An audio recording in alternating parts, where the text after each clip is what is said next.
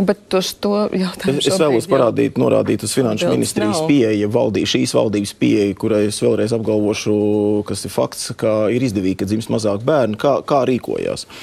No sūra grūti dažādā ultimatīvā veidā izcīnīt papildus atbalsta ģimenēm ar bērniem, salīdzinot ar 20. gadu 25 miljoni nogriezti. Vienkārši nogriezti. Tātad, ja 20. gadā fakts bija bērnu kopšanas pabalstam bija paredzēti 56,3 miljoni, tad 25. gada budžeta plānā ir 43,3, 13 miljoni mīnusā. Parādniekungs, bet jūs sakat, ka Finanšu ministrija ir izdevīgāk, ka dzimst mazāk bērnu.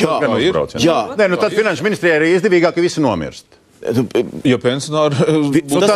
Tad iesim tik tālu. Tas tomēr uzbrauciens.